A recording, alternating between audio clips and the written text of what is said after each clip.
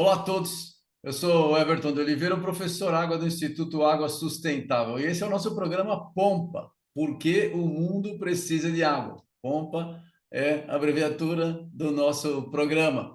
E a gente traz pessoas que trabalham com água e que têm um trabalho importante para mostrar para nós. Como o mundo de água é muito vasto, a gente sempre aprende com os nossos entrevistados, e hoje não vai ser diferente. Eu estou trazendo o meu amigo aqui, o Rogério Joroski. Ele é uma entidade na água aqui no Brasil. Quem não conhece, precisa conhecer. Ele é químico especializado em água, fundador das empresas Mojave e Clanox. E ele criou alguns dos produtos fundamentais para tratamento de água aqui no Brasil. Rogério, conta para a gente aí, por favor. Conta um pouco da sua trajetória, como é que você se tornou o grande especialista em água que você é hoje? E de onde surgiu a semente, as ideias de tudo que você construiu?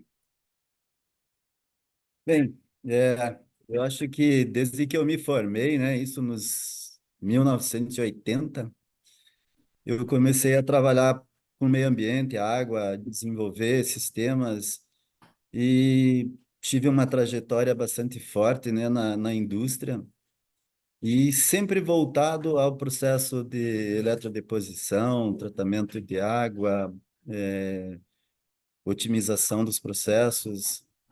Até que um dia chegou aquela ideia, né? Disse, putz, eu preciso fazer alguma outra coisa. Aí resolvi montar a empresa que nós temos hoje, né? Que começou com a Clanox. Depois nós montamos a Mojave.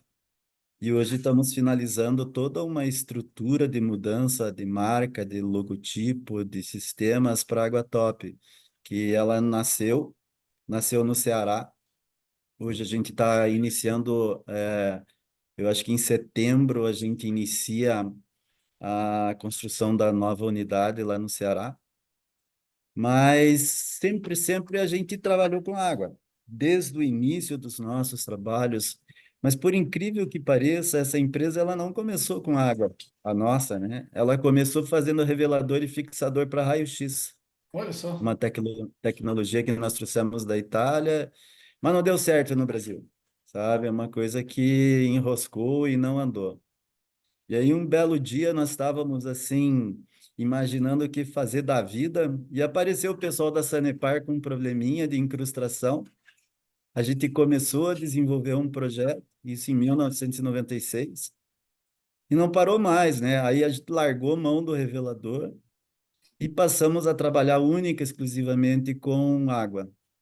Esse procedimento foi o primeiro produto que nós criamos, né, que é um polifosfato específico para tratamento de água, remoção de cor, turbidez, incrustação, ferro, manganês, e aí vai. E dali a gente continuou, isso daí foi um grande sucesso na época, hoje ainda é, o Equinox hoje ele tem um domínio praticamente do mercado, né, com esse trabalho.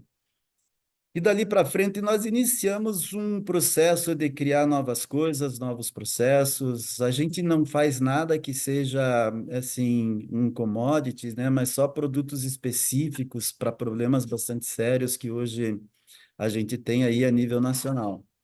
Então hoje a gente já tem 9 patentes registradas de produtos e processos que são todos voltados a alguma forma de melhoria do sistema de tratamento, distribuição, captação e desinfecção de água de consumo humano. Basicamente é isso, né? Ah, Uma muito legal. história Parece aí de fácil 30 para ser. anos.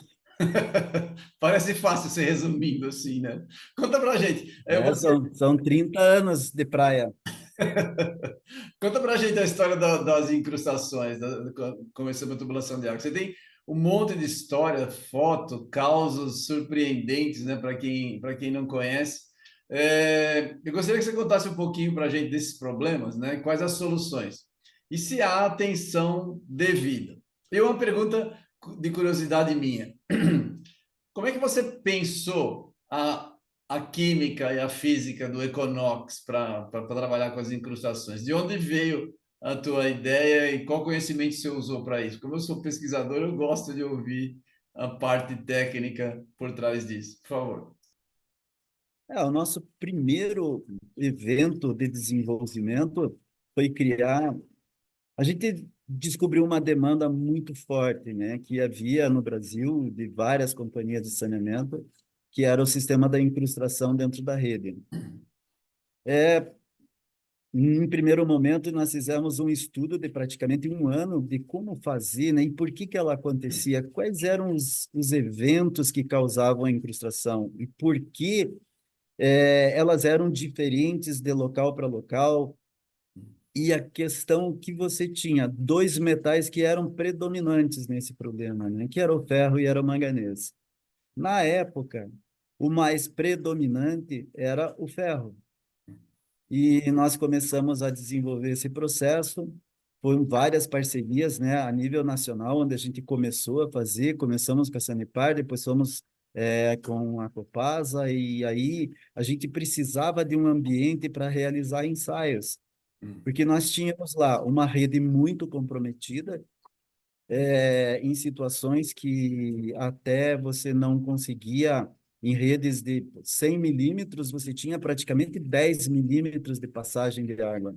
Nossa. E esse trabalho foi evoluindo, evoluindo, evoluindo, ao ponto de a gente criar um ambiente junto em uma parceria tecnológica que foi feita com a Copasa, e isolar um bairro inteiro para a gente Ah, olha só. aplicar aquilo que a gente havia desenvolvido. E foi um sucesso enorme, né? Porque a gente pegou um bairro com 2.000 ligações e conseguimos, em um período de um ano, aplicar, remover essa incrustação sem parar um segundo o fornecimento de água. E Nossa. com detalhes importantíssimos, né? Porque nesse período onde nós estávamos trabalhando, a qualidade da água, em momento algum, ficou prejudicada.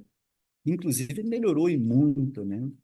Nós conseguimos remover em um ano uma rede que praticamente estava totalmente fechada e conseguimos melhorar a qualidade da rede, melhorar a condição do fornecimento de água, remover todos os metais que estavam lá e manter o sistema de operação sempre fornecendo água a aquelas todas as famílias que moravam naquele bairro. Dali para frente, esse processo foi desenvolvendo, a gente criou várias outras situações e hoje a gente monitora esse sistema, você aplica, filma e vai controlando a rede e fazendo medições ao ponto da remoção dessas incrustações. E com esse detalhe importantíssimo, né? Você não precisa quebrar uma calçada, você não precisa parar de fornecer, você não perde nada. O sistema todo é extremamente seguro e funciona de uma forma muito otimizada. E um detalhe, né? Você não tem nenhuma influência de obras que sejam a substituição dessa rede, principalmente as redes antigas, né?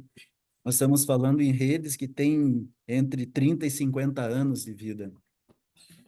Nossa. Mas deixa eu te fazer uma pergunta. Você controla o quê? É um controle de HPH que o Equinox faz? Como é que ele faz? Ele aumenta, ele impede a, a precipitação, aumenta a dissolução? Que mágica você faz? Eu acho que é em duas fases, né? A primeira fase que você tem é a aplicação de um produto que seja estabilizado, né? Ele precisa ter várias cadeias de fosfato, desde as mais simples, começa em PO4 e vai até P6O18. Por que isso? Porque quando eu tenho uma camada simples, né? O que que acontece? Você remove primeiramente aqueles sais novos, aqueles que foram precipitados assim em um período muito curto.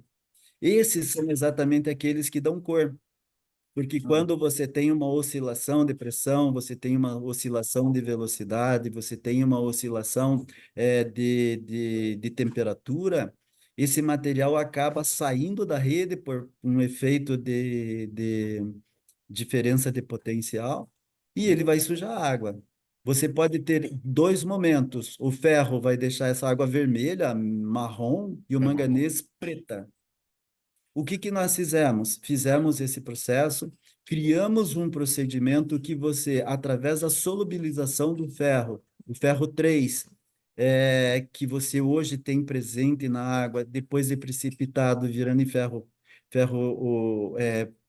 insolúvel, a gente faz um processo de complexação e retoma ele à condição de um ferro que seja solúvel e que não dê cor na água, da mesma forma com o manganês.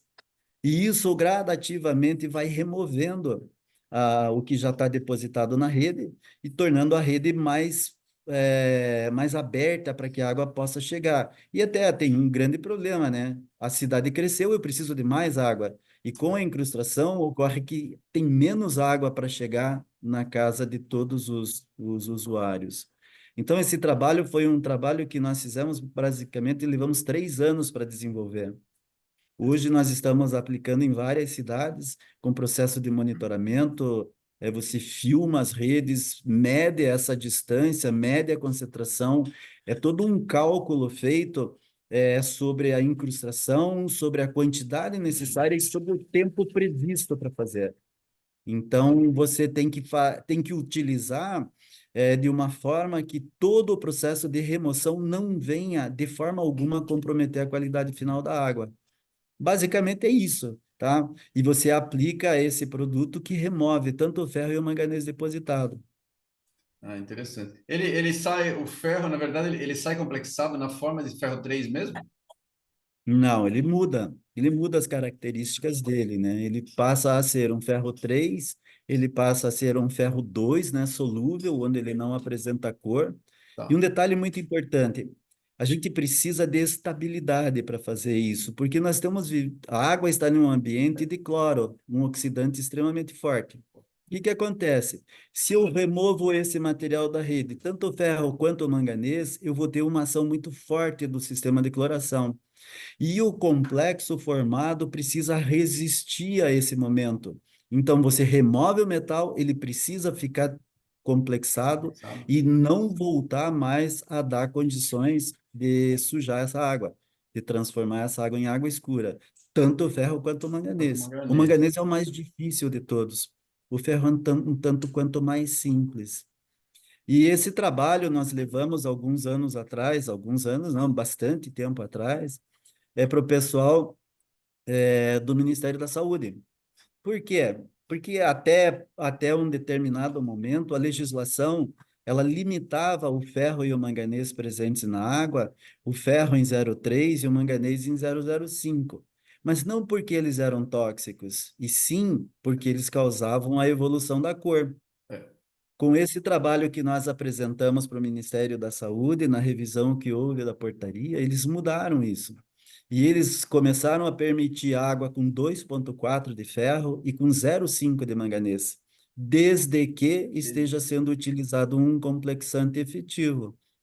Então, teve aí uma evolução bastante boa, né, e uma amplitude maior no range de quantidade de ferro e manganês natural presentes na água e do fornecimento em si, na distribuição. Então, isso foi um ganho bastante interessante desse trabalho que foi realizado conjuntamente, né, com várias companhias e com o próprio Ministério da Saúde. Interessante, bem interessante isso daí. E das incrustações, né? Se você quiser mandar para a gente algumas fotos aí, a gente coloca Eu vou edição. fazer uma pasta em caminho para você, Aí a que gente eu coloca tenho na que edição aí, porque acessar meu. são chocantes as fotos, né?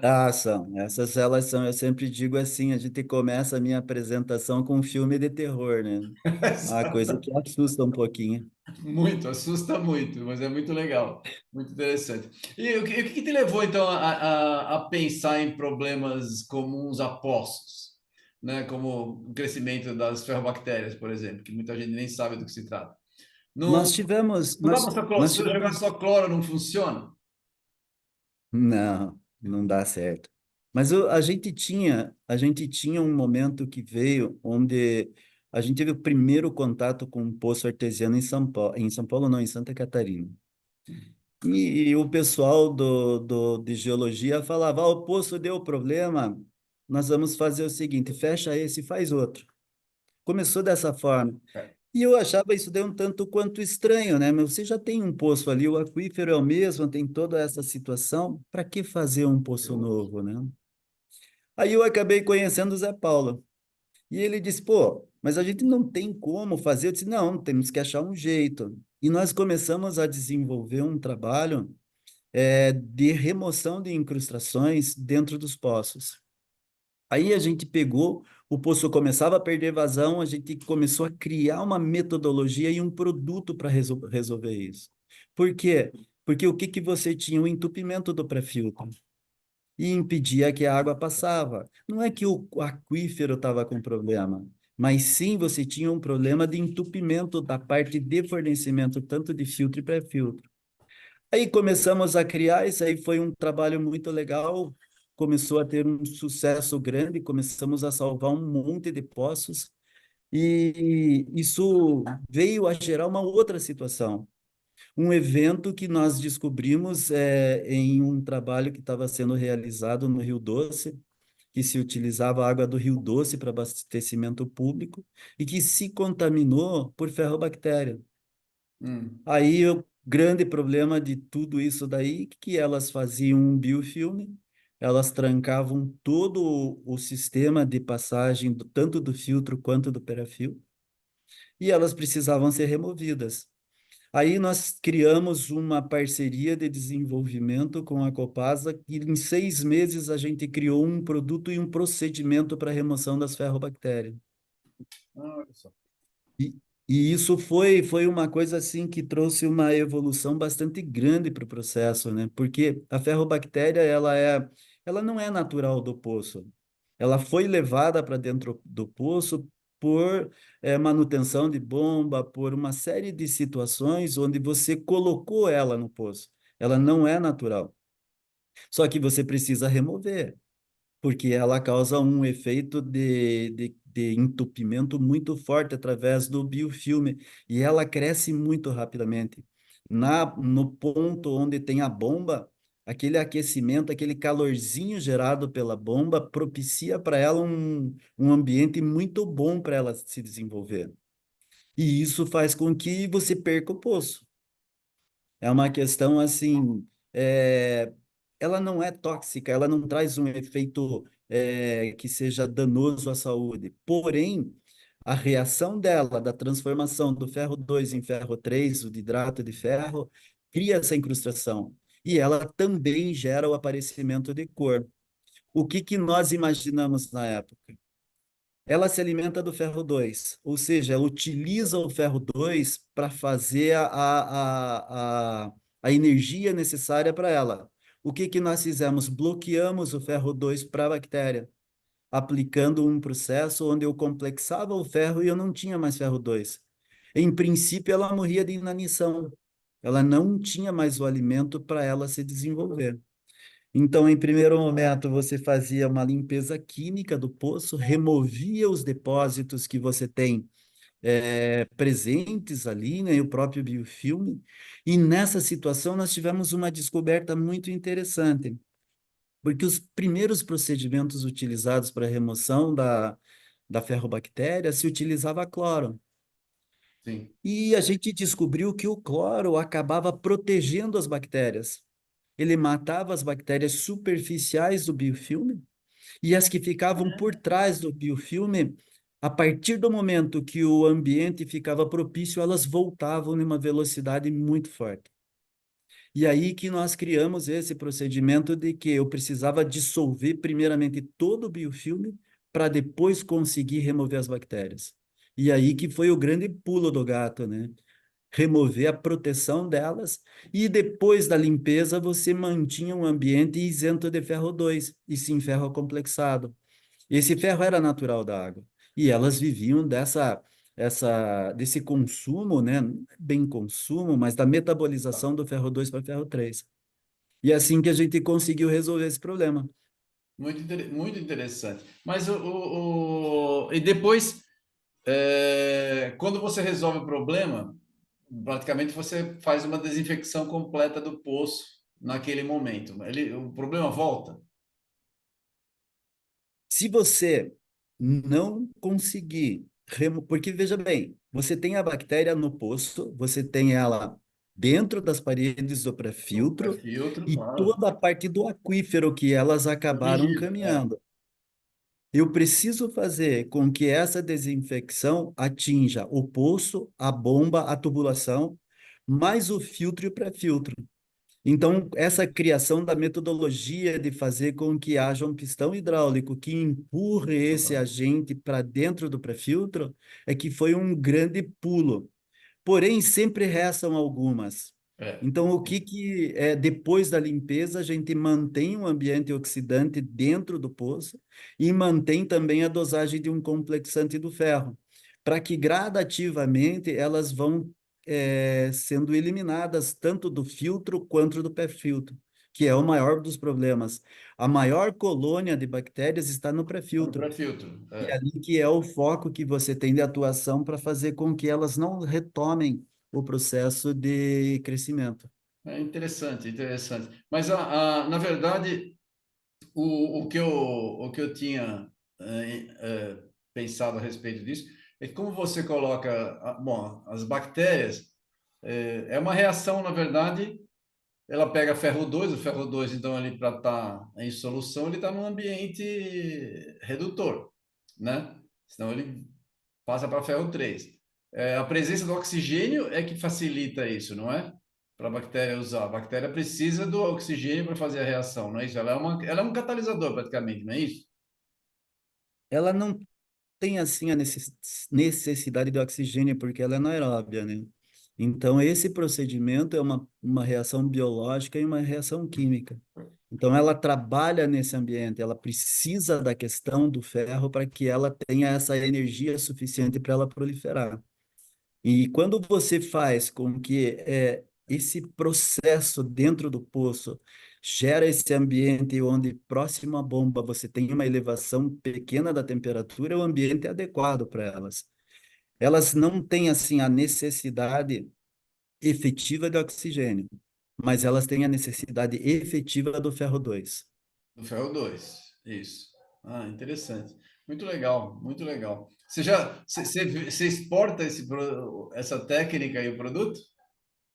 Desculpe, deu uma cortada, eu não ouvi. Você exporta essa técnica e esse produto ou principalmente é só no Brasil que você está trabalhando? Em primeiro momento, a gente faz isso no Brasil, mas a gente está agora participando de um evento para levar esse produto para o Chile e para o Peru, porque eles estão com alguns problemas lá bastante complicados e nós estamos acertando alguns detalhes agora de levar tudo isso aí para que a gente possa também transferir alguns procedimentos deles de tratamento de poços lá.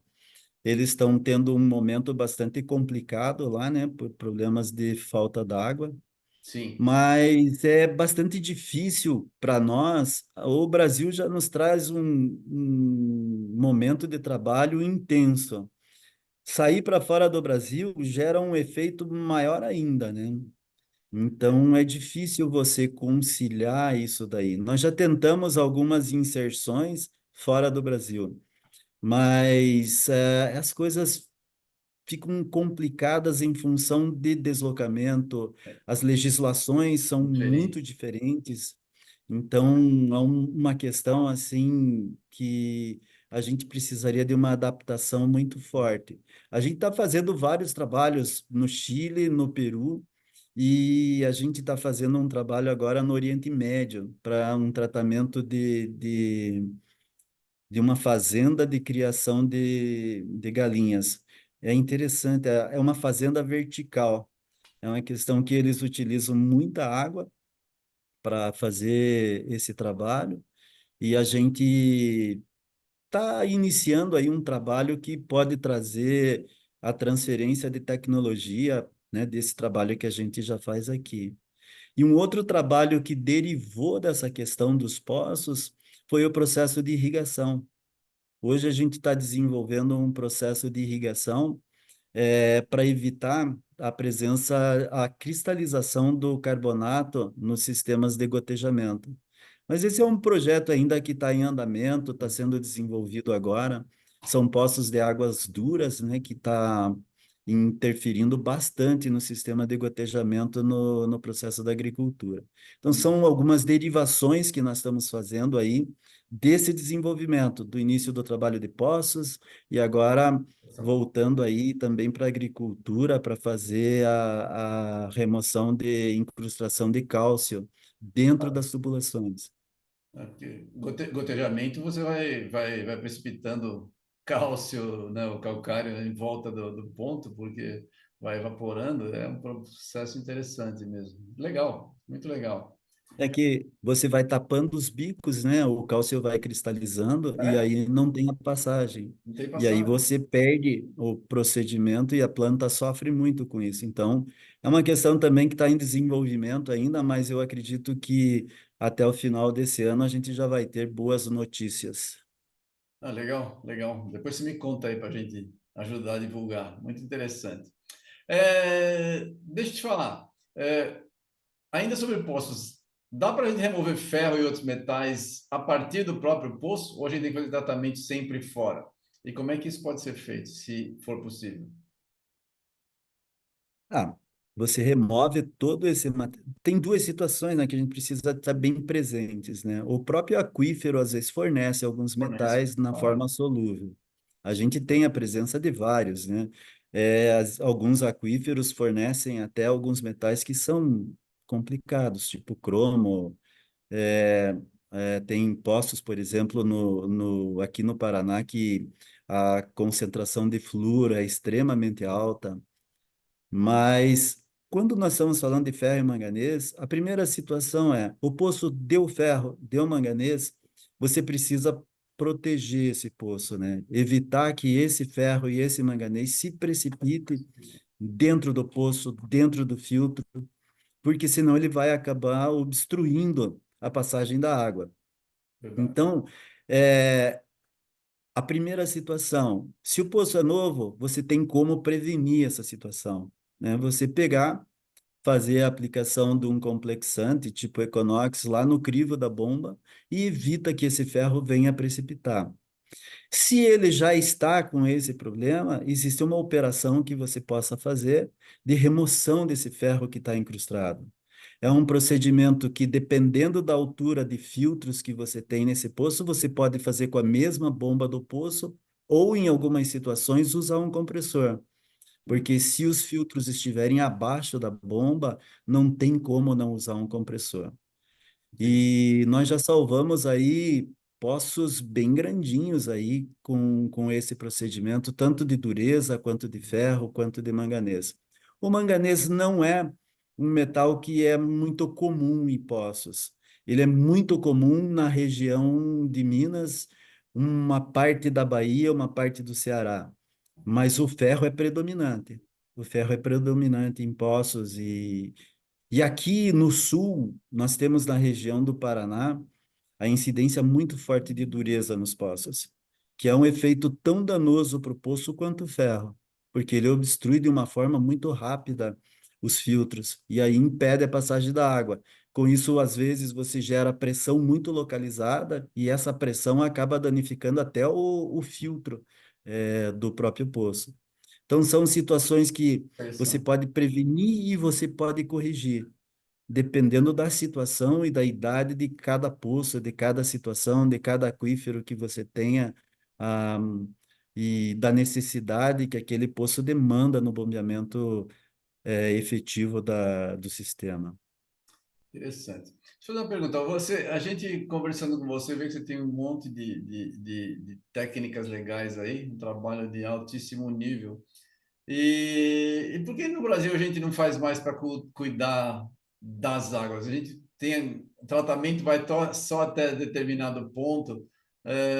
Não dá para a gente melhorar o tratamento com tecnologia, com estudo igual você produz? Por que a gente não anda tanto no Brasil quanto poderia? Olha, nós estamos aí 30 anos andando por esse Brasil afora, tanto com água superficial quanto água subterrânea. É, o que a gente vê, né? Às vezes é problema de conhecimento, né? O pessoal acaba não tendo o conhecimento necessário para cuidar daquele ambiente ou manter um processo funcionando com perfeição. Às vezes é a própria estrutura, né? Você tem uma alteração muito forte no aquífero, principalmente nos aquíferos superficiais, que eles vêm mudando muito rapidamente ao longo desses anos, em função de vários contaminantes. O maior de todos, que é visível, é o esgoto despejado diretamente nos rios. Sim, Temos também muitos eventos de produtos químicos colocados. Sabemos hoje que alguns rios têm a presença muito forte de hormônios, antibióticos e tudo que tem de direito. Mas a danificação dos aquíferos superficiais está caminhando a uma velocidade muito grande. E isso envolve muito investimento em novas tecnologias para esse tratamento. E a gente está meio parado nisso, né? Você hoje está basicamente com estações de tratamento que são velhas, sim. não foram feitas atualizações. O mais comum é você precisa mais água, aumenta a bomba. Só que você tem uma série de condições, né? Você precisa ter velocidade, você precisa ter um momento de decantação, você precisa ter uma atualização da engenharia e da própria hidráulica dessa estação.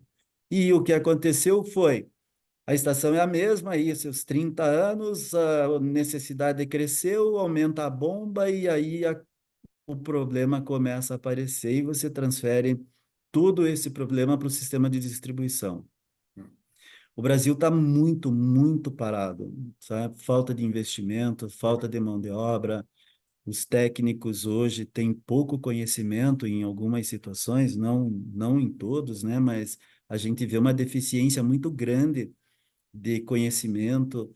E o problema é do próprio sistema de tratamento, que é antigo e com pouco investimento, acaba gerando uma situação bem complicada. Vê que nós estamos crescendo, a população vem crescendo, e os sistemas aí são bem antigos. E não tem, assim, uma expectativa de melhora a curto espaço de tempo que venha resolver esses problemas. A água está com problema. Nós estamos tendo nossos mananciais contaminados com todos os tipos possíveis de matéria orgânica. Hoje, metais diversos. Temos o grande problema do trialometano, dioxinas, hoje um período bastante complicado, né, que chegou a aparecer algumas situações de criptosporidium. É. Então, são situações que trazem um certo problema ao gestor. Ele precisa tomar os cuidados necessários, os investimentos necessários, para que essa água chegue com segurança na casa do usuário. Esse problema está no mundo inteiro, mas o mundo está fazendo a sua lição de casa, né? Aqui no Brasil ainda a gente está meio parado, sabe? Tem muitos situações onde você vê o problema e não se está fazendo quase nada para resolver. Hoje nós temos um evento muito sério, que é o aparecimento de manganês através dos processos da agricultura, que está utilizando como micronutrientes, e isso causa um efeito nas águas superficiais muito grandes. Sim. Temos agrotóxico, temos a tabela periódica inteira aí para a gente pensar de como resolver.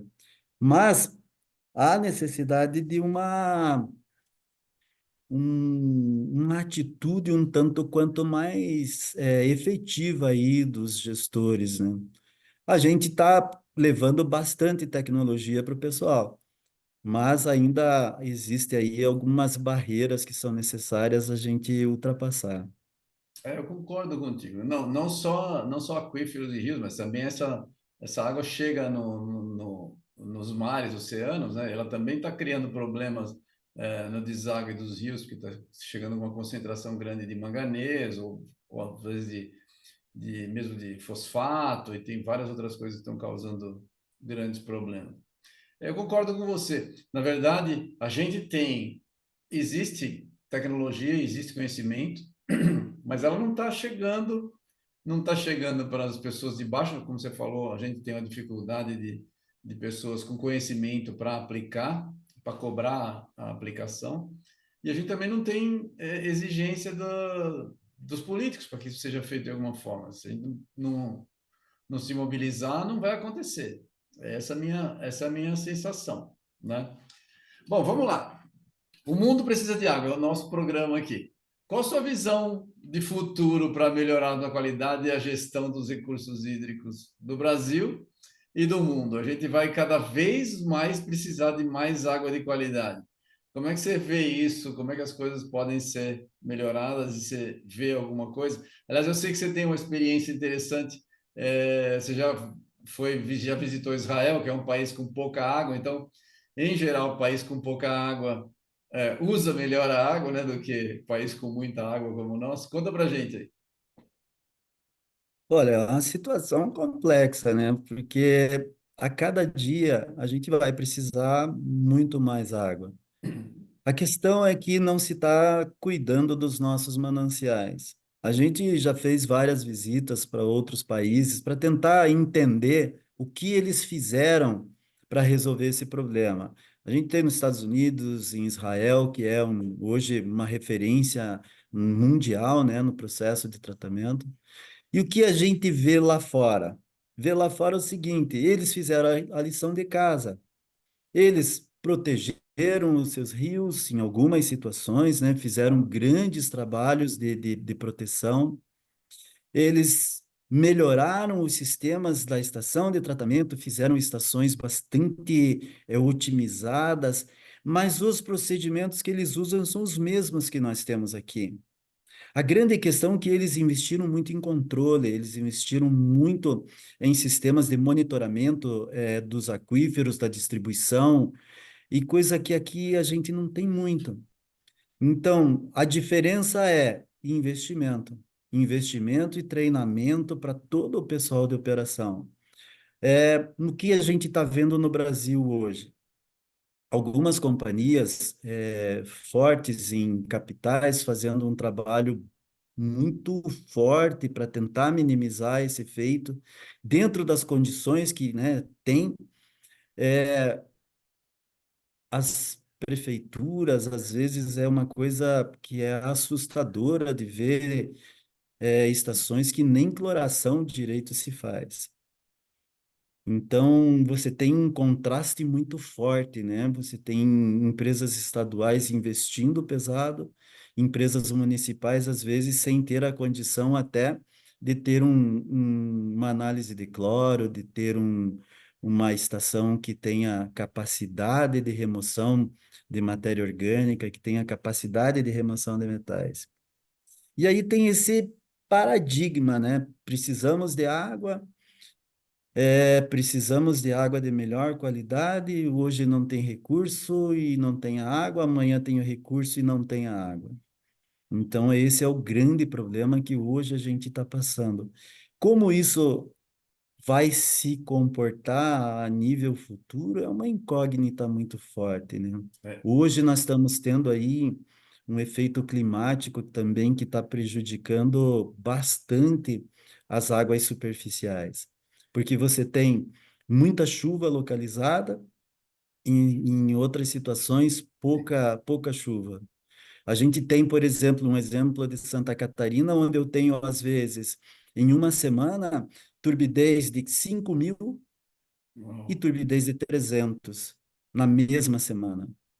Então, uma elevação muito forte na cor, uma elevação que é difícil de tratar. Então, Puxa. esses momentos hoje ambientais que nós estamos tendo, dessa alteração climática, também está tendo um prejuízo bastante forte. Ontem, eu estava conversando com o pessoal em Santa Catarina e houve uma chuva muito forte. A turbidez, em uma hora, passou de 200 para 3.000. Nossa. Então, como é que você ajusta um processo desse dentro do teu sistema de tratamento? Sabe? E é uma questão assim que traz uma necessidade de monitoramento, de você ter produtos e ter uma estação adequada para isso, porque é muito difícil ajustar isso, né?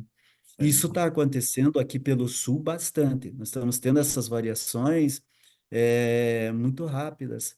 Isso também vai, de alguma forma, afetar os aquíferos subterrâneos. Mas as águas superficiais hoje elas estão com problema.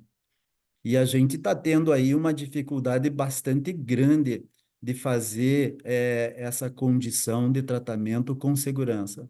Então, vai buscar mais ajustes, vai precisar mais investimentos, vai precisar mais conhecimento, vai precisar mais treinamento, produtos mais efetivos na remoção e a criação de novas barreiras de proteção no final desse tratamento, melhorar a quantidade de barreiras protetivas para que você forneça uma água de boa qualidade.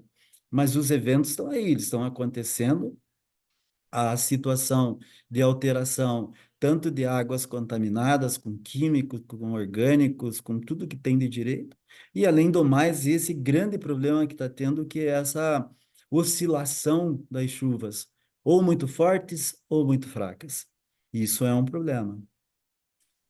Muito interessante, muito legal sua visão. Olha, o nosso tempo está chegando no final. Gostei muito de ter você aqui. Você tem explicações muito boas para as coisas. É bom alguém que conheça, mas é bom alguém que conheça e que explique no nível que as pessoas possam entender. Muito legal, parabéns pelo seu trabalho.